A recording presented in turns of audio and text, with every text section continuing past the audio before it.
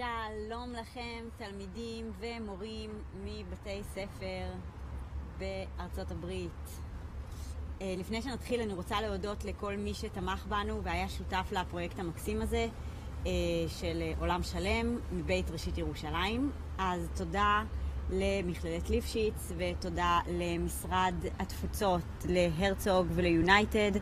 תודה למשרד ירושלים ומורשת, הרשות לפיתוח ירושלים, תודה לקרן קיימת לישראל, המחלקה לחינוך בתפוצות, ותודה להסתדרות הציונית, המחלקה לחינוך. אני מעבירה את השידור לשני, הרכזת שלנו בארצות הברית, והיא תציג לכם את בתי הספר שהשתתפו בתוכנית שלנו.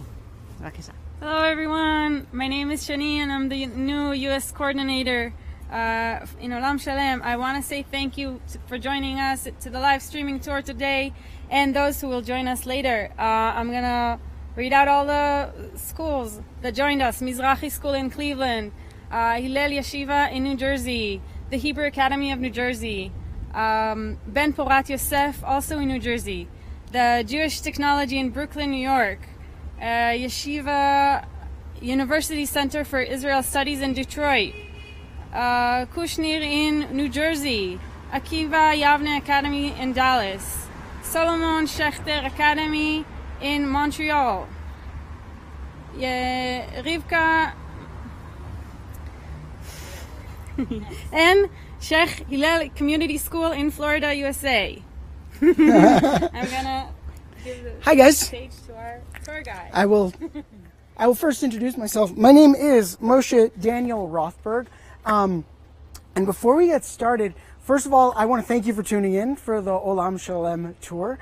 But I also want to say this is really special for me that we're broadcasting live at Jewish day schools in the United States. I grew up going to Jewish Hebrew Day School in South Florida. It was the Samuel Sheck Hillel Community Day School, so special shout out. I was there from 1992 to 1991 to 1998, basically second grade through the 8th grade. So huge chunk of my childhood, and I'm really happy to be with you guys, so shout out.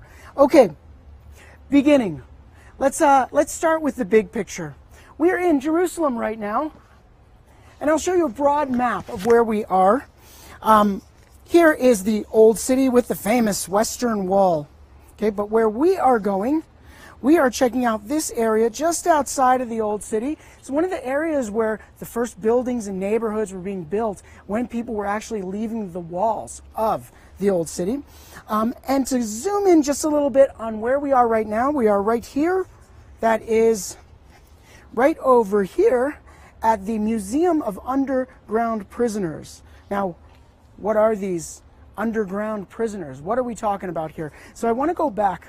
I want to go back to the year 1917. It was in this year, during World War I, that the British took over this land from the Ottoman Empire, and the British had an agreement with the Jews. It was called the Balfour Declaration, wherein His Majesty's government would view in favor the establishment of a Jewish national home in the land of Israel. Back then they called it Palestine, but since 1948, I'm very happy to say Israel. Okay, so where do these underground fighters come in play? Well, you should know, the British were controlling this land from 1917 until 1948. They had promised a Jewish national home at that time in 1917, but you should know, in the years following, through the 20s and 30s, there were ongoing occasions of Arab riots against the Jews and also against the British for letting Jews come into this land and settle. They didn't like the idea of us establishing a government body, a state, a homeland, what have you. And so this culminated in 1939. You see, after 3 years of consecutive riots, the British decided we are closing the doors to this land. No more Jews coming in. We have quotas, and after that, no more. This was seen as a huge betrayal by the Jews. And why? Well, think about it. What's happening in Europe in 39? The Nazis have been in power. World War II was breaking out. The Jews need a place to go, and the British, as I said, are closing the door. Now, the activities of the underground definitely go from long before 1939, but they got very intense following that point, and especially after World War II, when we were saying, as Jews, get out, okay? This is our home. We have no other home. British leave. So the underground fighters, they would plan attacks on railway centers, on British command centers. They would plan different forms of sabotages, blowing up bridges, etc. Basically trying to get the British to leave Palestine, which was to become the state of Israel, so that we could live our lives as free people in our homeland. Okay, now the British didn't like this very much. And you know what they did? They put a death penalty on any Jew who might be found carrying any kind of weapon. So when they'd be arrested, they'd be brought here to the prison. If you don't believe me that it's a prison, you can still see the bars on the windows. You can see the barbed wire up above the roof to prevent escapees. I can't bring you inside, but I would like to show you a photograph, or a few if I may, as to what one of these cells would look like.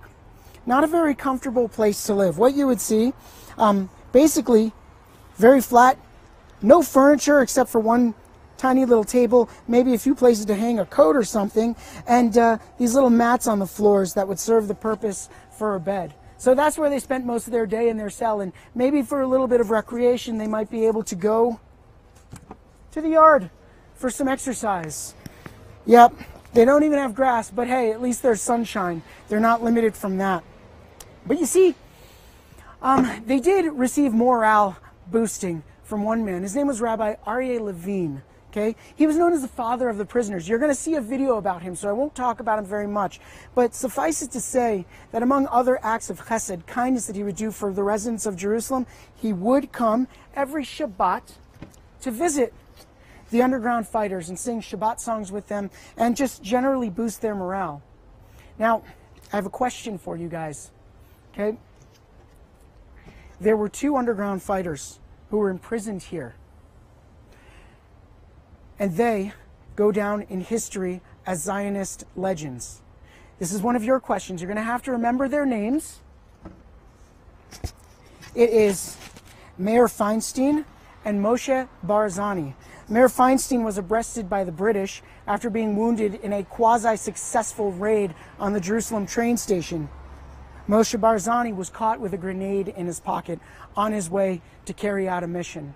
And so, as I said earlier, the sentence was death. Death. Death by what? Death by hanging. But you know what?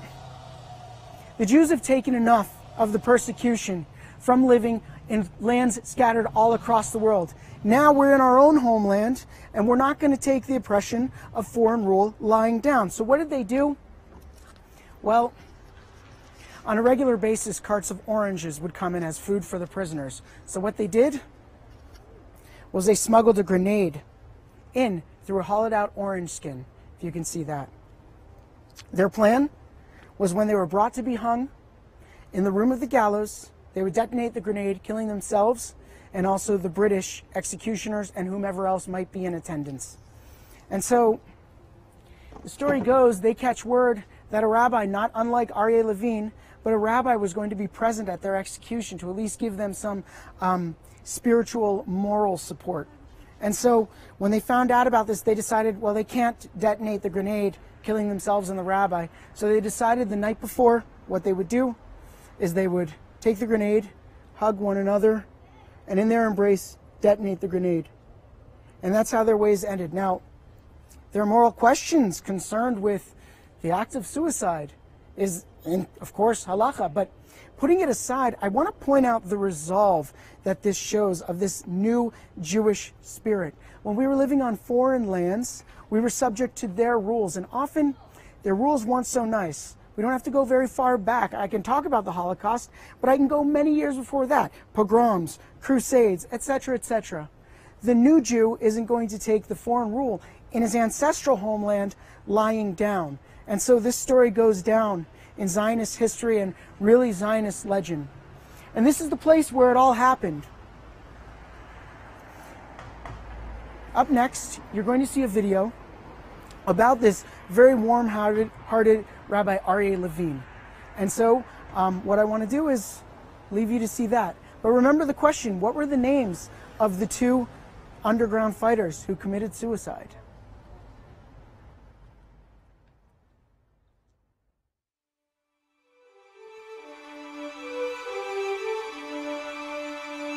100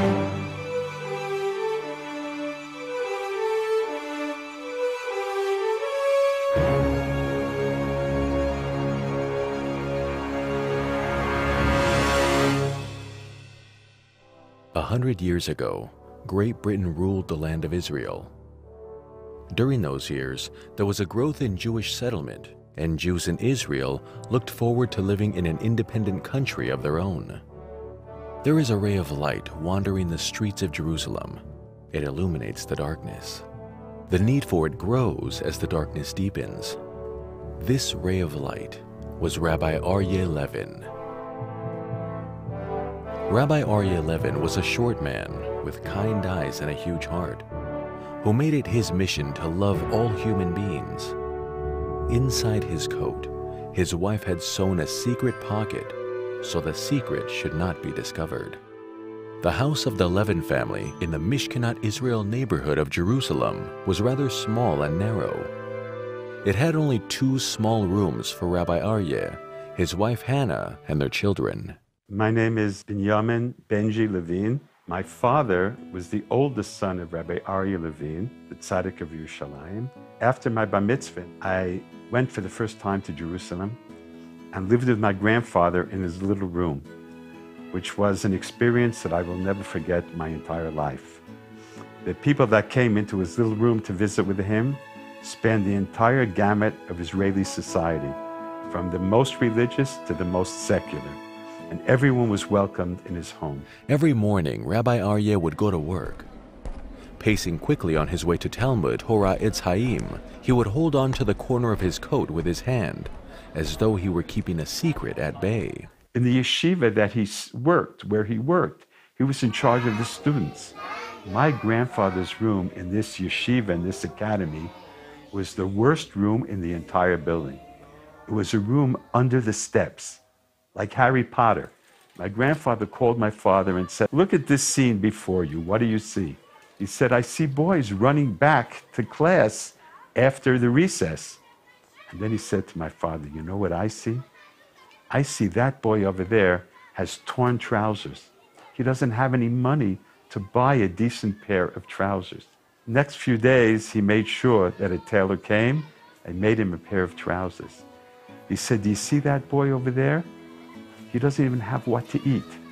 And then my grandfather went and made sure that every day there was a sandwich in his lunchbox. And that was the discerning eye that my grandfather had, always to see each and every individual and to see what their needs were. When the school day ended, Rabbi Aryeh rushed to get on his way as his hand touched his coat and he heaved a sigh of relief. He rushed to visit the patients in the nearby hospital. He then continued in the direction of the Wailing Wall to pray. This day, something happened which changed his life forever, and so he recounted. I went on a Friday morning to the wall, to the kotel. While I was praying, I heard a woman crying. My holy grandfather said, "How can I pray when I hear somebody else crying? Maybe I can help her." So right away he closed his prayer book and he walked over to the woman and he said, "My dear, why are you crying?" And she said, "I have a son and he has leprosy and he's in the institution, in the leper colony. Everyone is afraid to go there. And I'm also afraid to go there, and I don't know what's happening with my son." And so that day, he made his way from his home in Nachlaot to Talbia. That's a long way. That's a pretty long way. I said, "You weren't afraid?" He said to me, "Shluchei mitzvah einan nizakin." If you go to do a good deed, and it's not for your honor, and you're not making money from it, but you really want to help somebody else, the angels watch over you. In those days, the lepers were kept in isolation in the rear end of the city. Every day, Rabbi Aryeh and his wife would come visit the patients, bringing them kosher food and giving them hope and encouragement. The British Mandate ruled the land of Israel. Underground fighters who were opposed to British rule met it with resistance. The underground fighters carried out such tasks as defending the Jewish settlements, and helping the illegal immigrants who had reached Israel by sea and had not been issued entry permits by the British. Some of them were arrested for these actions and jailed in the central prison in either Jerusalem or Acre. Rabbi Aryeh was called the father of the prisoners. Not the rabbi of the prisoners, the father of the prisoners. And every Shabbat, every Saturday morning, my grandfather would go, he would walk quite a way to the prison. And my grandmother knew that he would bring notes from their families to them. She sewed long pockets into his black coat so that he could put in all these notes that he brought to the prisoners. There was no WhatsApp. There was no email. There was no telephones. There was no way to tell another person, get in touch with another person. The British, who at first gave my grandfather a difficult time, but when they saw that my grandfather was like a father to all of them, and they realized that this man is a holy man, they never checked him and never bothered him. And every Shabbat, my grandfather would go to pray together with them. And some of the most non-religious prisoners at the time, some of them were atheists. They didn't believe in God or anything. And I asked one of them once, how did you relate to my grandfather when he came on Shabbat to pray with you? He said, everyone waited the whole week for your grandfather's visit. To get his warm handshake that was like electric, we'll never forget it. He said, because we felt in his eyes the love. He was doing it because of the love that he had for each and every one of us. And when your grandfather left, we started counting the days to his next visit.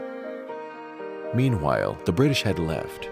The State of Israel was established, and Rabbi Aryeh Levin went on acting in his special ways, even though he was now an old man. One day he fell ill and was rushed to the Hadassah Ein Kerem hospital. The doctors told him he only had a few weeks to live. One day at the hospital, he had a dream. My grandfather had a dream, and in his dream, all of a sudden his bed where he was lying started to rise. And the top of the bed went up on the top, as if they were coming to take him back to his place. His end was near. He had finished his lifetime work. And as the bed was moving up, all of a sudden, thousands of notes started to snow down like a snowstorm. And these were the notes that through the years my grandfather had brought to all those people suffering, to all those people who were waiting death. They didn't know what would happen with them. The notes that my grandfather took care every Shabbat and every opportunity he had to bring to those people a little message, something from home, a little word of encouragement. At that moment, those notes said, no, no, no, you're not taking this holy man away. They started to flood the place and the bed and knock the bed down. So many notes, one after the other. My grandfather woke up and saw it was a dream. And the dream said to him, no, no, no, your time isn't over, as the doctors say. Those notes aren't going to let you go. All those thousands and thousands of people that you cared for your lifetime are not going to let you go yet. Rabbi Aryeh woke up from his dream and realized that his time on earth had been prolonged due to his good deeds. A year later, he passed away of old age. His legacy remains with us.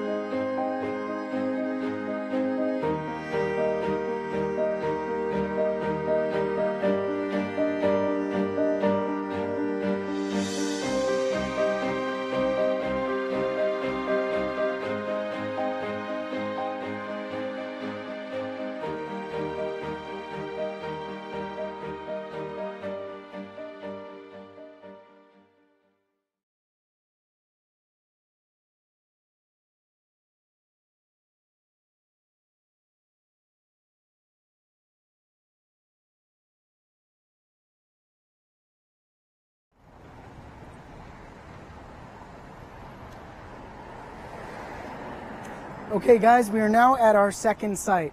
I just want to comment, I understand live broadcast, maybe there are a few things cut off. This happens, but if there's a chance for questions later, maybe we can deal with something. I want to repeat the question from the last place we were, among your questions that you have to answer. That question was, what were the names, or what is one of the names, of the 2 underground fighter prisoners who committed suicide that we just talked about at the last site? And I also want to begin this site with the question, what is the first name of the person who established this hospital? Well, I'm going to answer that question, and I hope you remember it. This is the Rothschild Hospital. Or I should say, today it's the Hadassah Academic Center College, Hadassah Academic College. But back in 1888, when Baron Edmund James de Rothschild contributed this building to the Hadassah organization, it was one of the first Jewish hospitals to be built outside the walls of the old city. Now, before I talk about the hospital anymore, I want to tell you about this guy, Baron Edmund James de Rothschild. He was known as the benefactor, as the philanthropist. HaNadiv is how you would say that in Hebrew. And he didn't just buy buildings and donate them for hospitals. He did much, much more. By the way, quick comment on the noise, guys. While there's traffic and while there's noise, it might be disturbing to what we're trying to do, but I just want to paint the picture that this is actually a very beautiful and positive sign of a vibrant, bustling Jerusalem, Israel establishment that we're living in right now. The Zionist dream completed and growing. Okay, anyway, more about Baron James. Baron Edmund James, excuse me. He didn't just donate buildings and organizations. He contributed to the Zionist cause from the beginning. When the first Zionist communities coming here in the early 1880s were failing, he stepped in. And you know what? He started bringing them in to his wine industry. And of course, he had a glass industry. And of course, he bought land to develop it for agriculture. You know, if there was a stretch of land that he bought for the Zionist enterprise that could support 100 people, by the time he was done developing it, it supported 1,000 people. Now, back to the hospital. The purpose of having a Jewish hospital back then was because most of the hospitals at the time, they were Christian. And you got to figure, hospital patients, guys like that, Jews, vulnerable to whomever is taking care of them. And we know Christianity has the hallmark of converting people to Christianity, but the Jews always had a special sense of a prize for them. Okay, so the essence of the hospital is keep Jews Jewish. The place is called the hospital, Beit Cholim of Mayor Rothschild, named after the Baron's father, Mayor.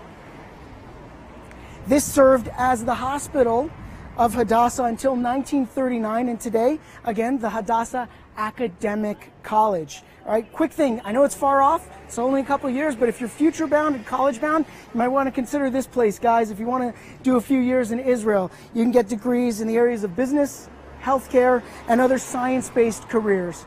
Anyway, that's the plug for this place. This place was established originally as a hospital for the growing Jewish population in this land.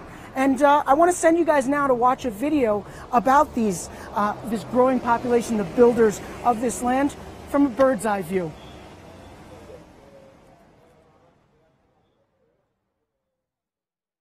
We came to Israel for 2 weeks with Mom and Dad. On the plane, we slept really bad. We're on a trip to Jerusalem. We saw the sky and the sea. Dad said no junk food. Mom said no TV. Dave, it's 8:28. If I had a cape like Superman, I'd fly after the bus. If you could fly, we wouldn't need the bus. I'd rather be invisible when Mom and Dad come home and get mad. Remember how you told me on the plane about the wall that swallows notes and grants wishes? Swallows notes? You mean the Western Wall? Yeah, the Western Wall. The Western Wall. It gets the wishes of everyone on this planet, and even the aliens from outer space who come to rest here. Wow! I'm no stranger to this city. I'm a carrier pigeon from my mother's side and a dove of peace from my father's side. The truth is that since the internet came around, I've had a lot of free time. If you want, I can take you to the Western Wall, but on one condition. No fighting. And that lion is looking at me, like you look at breadcrumbs. I've got chicks at home. I can't be anyone's lunch. Don't worry, he only likes marshmallows. Heads or tails? Heads. Heads. Rachel, you're up front. Dave, you're on the tail. She always wins. Remember the rule? Okay, the tail is cool. The tail is the coolest. I'm good either I way. realized I forgot something. Don't worry, I brought tons of snacks. No, I'm afraid of heights. Once, Jerusalem was smaller. Everyone lived inside those walls. Jews came from all over the world, especially to live here, in the city where the temple once stood. There are stones that have stood here for more than 2,000 years. Many of my cousins were born on these walls. They come close to the Western Wall and see that the space before it is filled with people praying. El Hadar El Arabi. What? The Wailing Wall. That's what my grandmother said the people who lived here used to call it. I asked her, Grandma, how do plants grow in between the rocks? She told me, the tears, Pidgey, the tears water them. For thousands of years, people have come from all over the world to ask for things, and the wall stands and listens. It stands tall, strong. Close your eyes and listen. Thousands of years, the same voices. For years, the Western Wall watched over the Jews, and the Jews watched over it in return. But when there was no choice and it became too crowded within the walls, the people of Jerusalem had to leave the walls and build houses outside, even though they were afraid. Wow! And my grandmother left with them and built our new nest there. Let me show you. This was the first neighborhood outside the walls. It looks like a fortress. Maybe they did that on purpose. Yes, it was built that way to make the people living there feel safe. Rachel and I would like it if you could be our carrier pigeon. Carrier pigeon number 6685, Central Branch, Jaffa Road, at your service. But first, I'll take you home. I can't wait to tell my friends at school. No one will believe A trip you. through the sky on the wings of a dove. And I can't believe I was brave enough. At home, I won't even climb on a chair to reach the cereal. I miss Grammy. Yeah, that's true.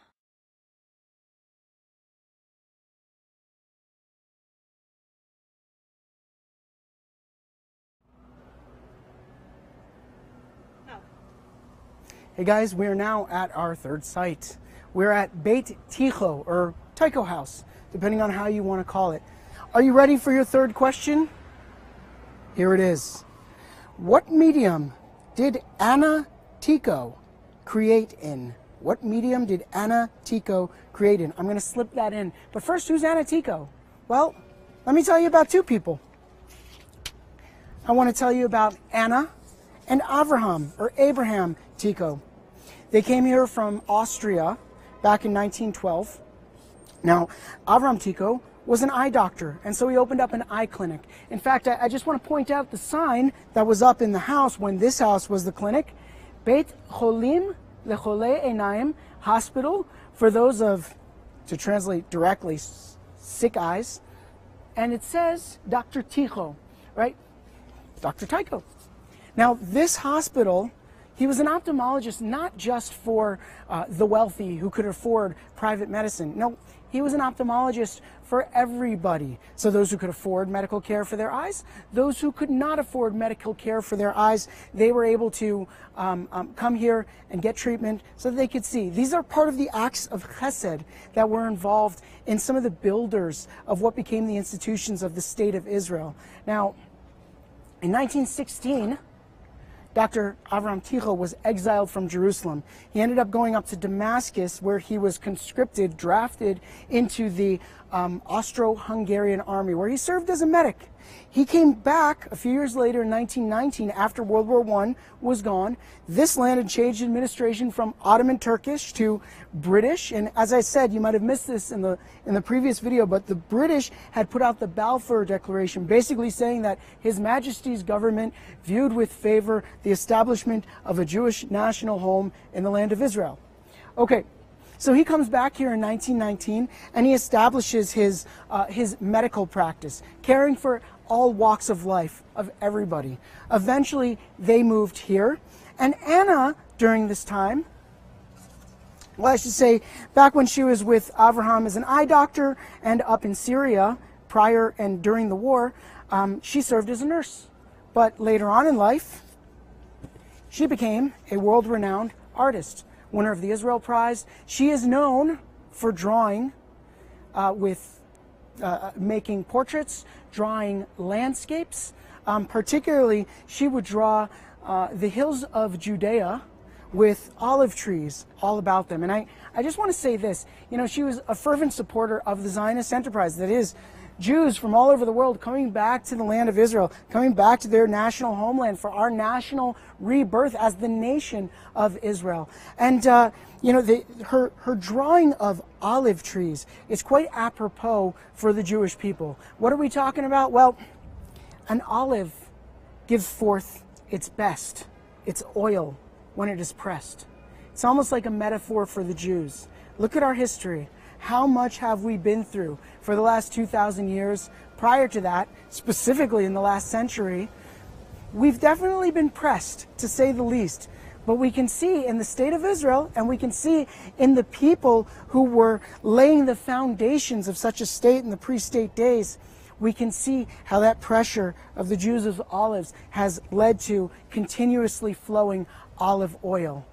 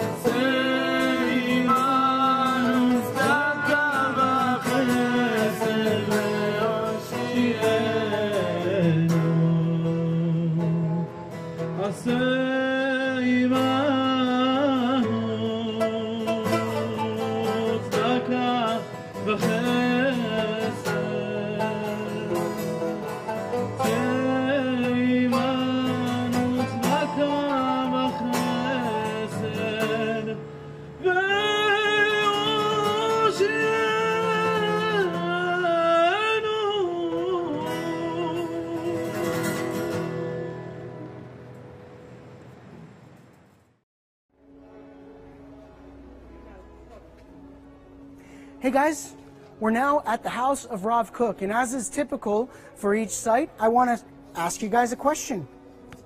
The answer will be forthcoming. Please remember it for when this comes up for your turn to answer it.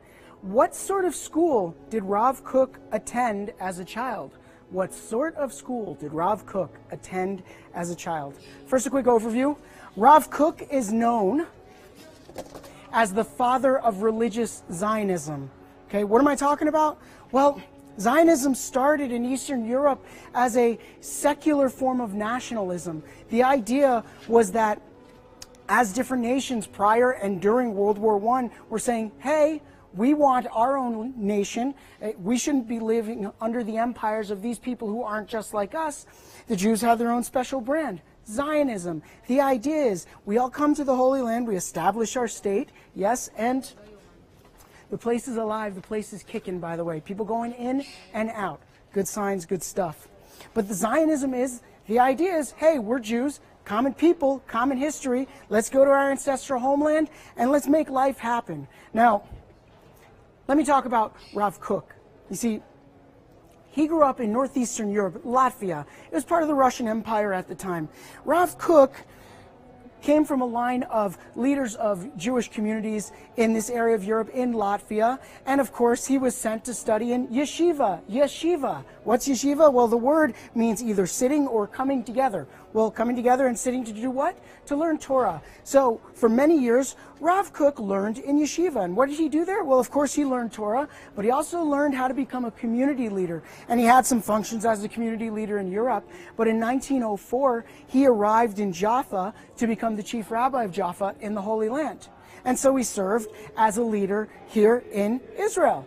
Now, during World War I, he was actually in Europe when World War I broke out, so he was gone for that entire time. But he came back in 1919. He met with the British, and what did he do? He established the chief rabbinate of the State of Israel that operates until today. It wasn't the State of Israel back then in the 1920s, but this is the legacy. Now, I was talking about him being the father of religious Zionism. And I told you about how Zionism was a secular nationalist movement. See, the ultra-Orthodox were typically very uninterested in Zionism. So, well, first of all, the question is why? Why? Well, this idea of the redemption of the Jewish people being brought back to their homeland, that's a biblical idea. That's the Mashiach. That's something that God does. It's not for man to force God's hand through secular of all political movements. No. But Rav Kook, he disagreed. I want to show a picture of him. Here he is as a youth, or at least as a young man, probably when he first arrived in Jaffa in 1904. But you see, he flipped this controversy on its head. People of the ultra-Orthodox were saying, no, no, no, Zionism is not kosher even. You can't force the Messiah's hand. You can't force God's hand. No, Rav Kook says, it is through these secular movements that God is redeeming the people. And so I'd like to show you a picture of Rav Kook. Look at the Hasidic man. Funny fur hat and all. Yes? Sitting with secular Zionist kibbutzniks, communists. Right? He was all over. He wanted to unite the Jewish people, and he believed in the Zionist enterprise. A couple stories about him. I mean, he met with people from all walks of life. He met with Albert Einstein, talked about relativity with him. You know, Einstein said that after his meeting with Rav Kook, he never met somebody who grasped relativity so easily. Rav Kook actually took his learnings from Kabbalah about how different chambers have time traveling at different rates. And he related that to Einstein's relativity theory. I mean, all over the place. He was a macher. He knew, he was able to grasp the secular sciences, and of course, he was a leading rabbi. In fact, he was the one who appointed Rabbi Aryeh Levine to be the chaplain of the prisoners, as we had discussed at the site before. Anyway, as I was talking about college, back at the Hadassah Academic College. For those of you who want to be religiously oriented, you can go to Rabbi Kook's yeshiva if you wanted to study Torah in Jerusalem for a couple of years. It's called Merkaz Harav, and it is still active and vibrant until this day. In the meantime, I'm happy to have taken you to Beit Harav, where he would meet all of these people. The next site we'll be at is the house of Mr. Eliezer ben Yehuda, whom the rabbi also met with. We'll learn more about him there.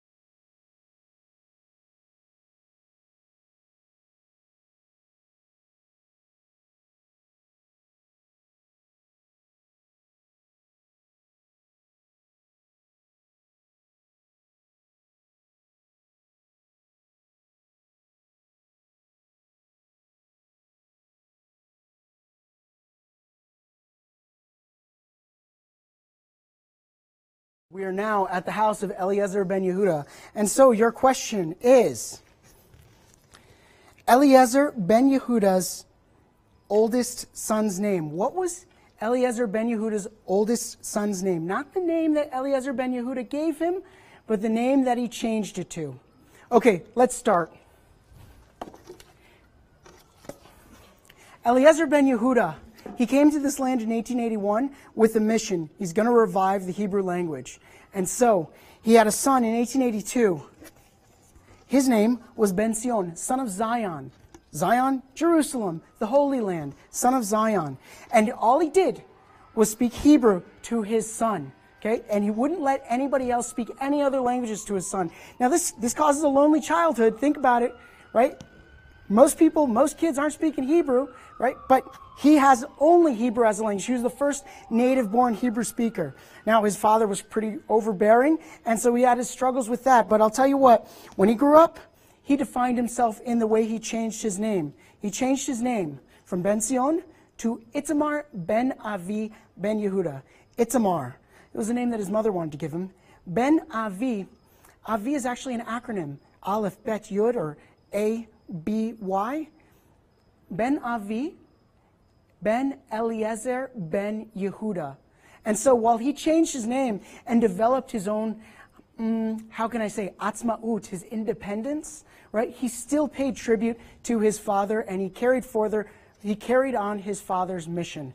Now, what is the word that Eliezer ben Yehuda made up? You're going to learn about that in the video to follow as we're on our way to our next site.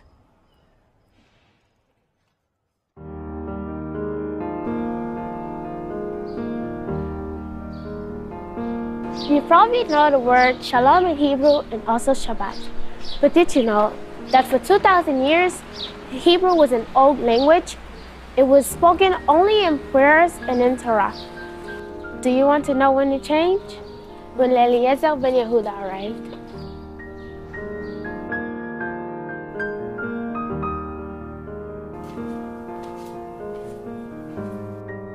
What a special man. He was born in Russia and immigrated in 1881. And here in this house, he lived with his family. In the surrounding neighborhood, everyone spoke Yiddish, but he decided that at home, they would only speak Hebrew.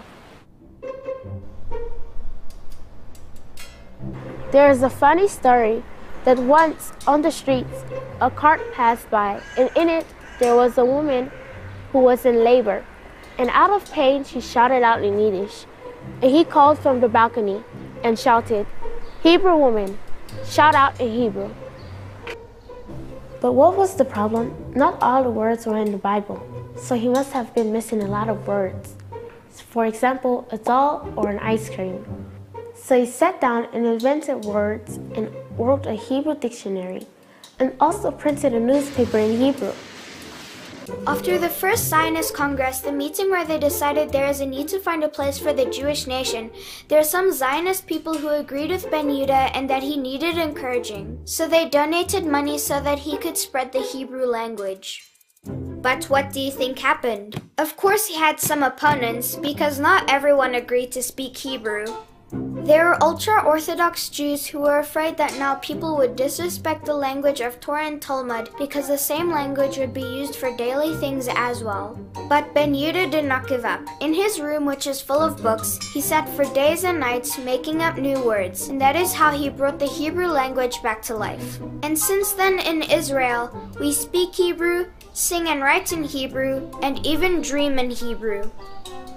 What word in Hebrew was invented by Eliezer ben Yehuda?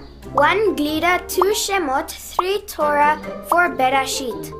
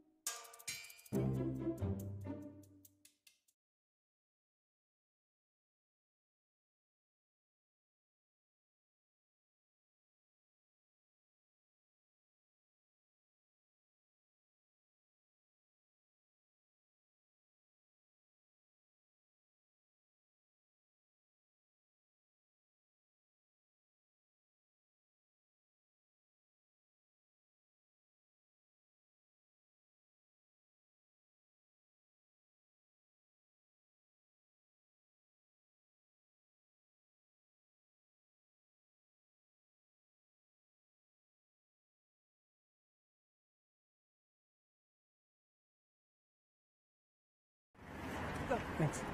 All right, guys, we have arrived at our final station.